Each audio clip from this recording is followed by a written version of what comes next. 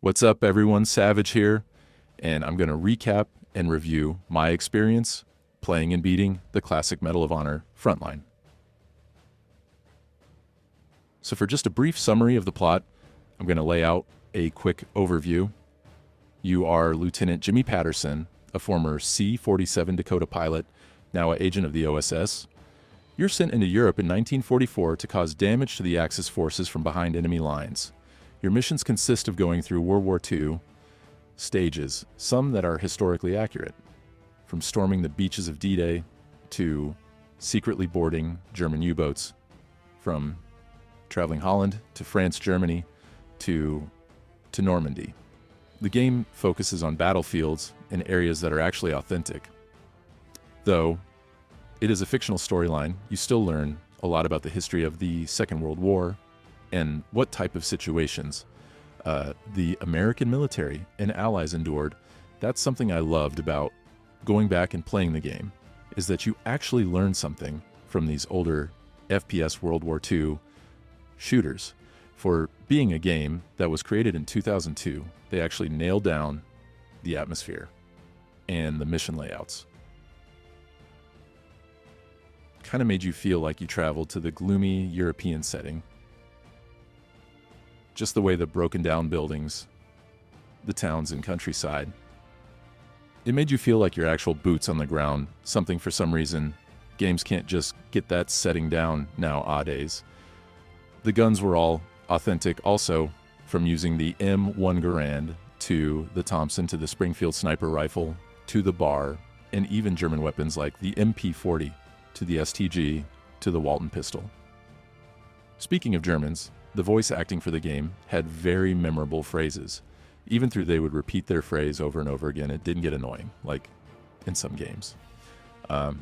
Just the small detail of the voice acting I want to bring up is how deeper in the game some of the tones change all while you're making your way in a desolate nighttime bridge or Nazi research lab.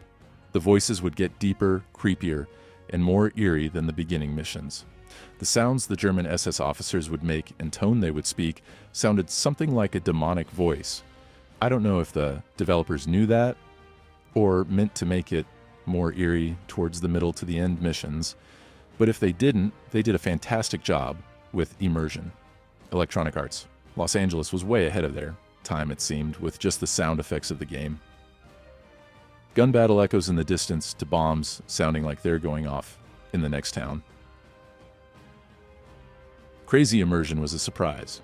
From soldiers screaming out, covering fire, to medic, to screams of getting hit and dropping. Again, high-quality sound engineering was a great addition to this shooter.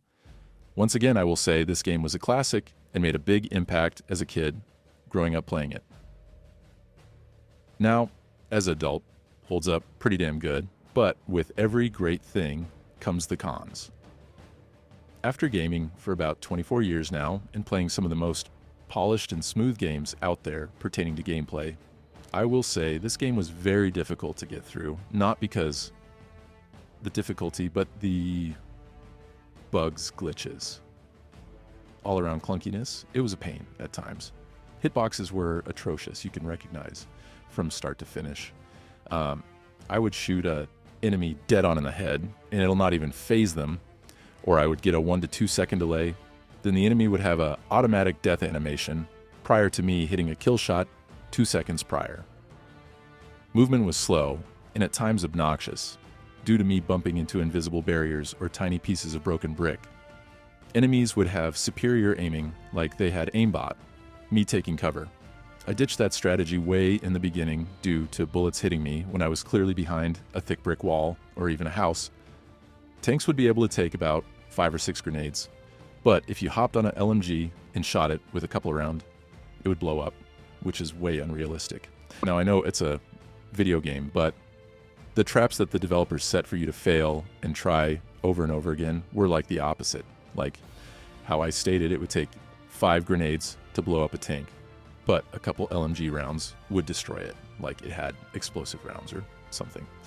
The most frustrating part, other than the faulty hitboxes, was the enemies popping up right in your face or behind you when you just cleared the area To be fair, it mostly at the latter part of the game, but you can tell the game back then was rushed out to make its date. A big props I will give them is later on PS3, there was a remastered version released alongside of the Medal of Honor reboot. I've never played but a few missions, and I remember the graphics were way better.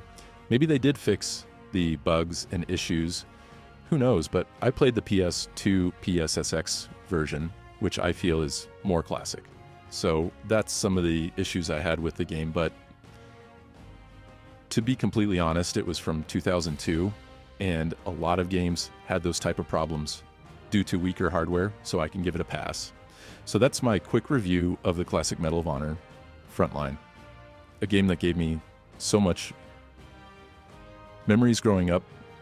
The nostalgia was a joy, and I will go back from time to time to go through it again. I love these retro military shooters. Me and my father would bond cause our love for our military and history of our nation. If I could rank it, I would rank it a 8 out of 10. Maybe I'll go through the remaster someday and higher my score, but until then, I'm pretty confident in my rating. So there you go, my quick in-depth review of my experience with one of the greatest World War II shooters that was ever created. That is Medal of Honor Frontline. Be sure to tune in for more playthroughs and quick recaps after I'm finished. Till next time, this is Savage Gaming, and I'm out. Stay blessed. Peace.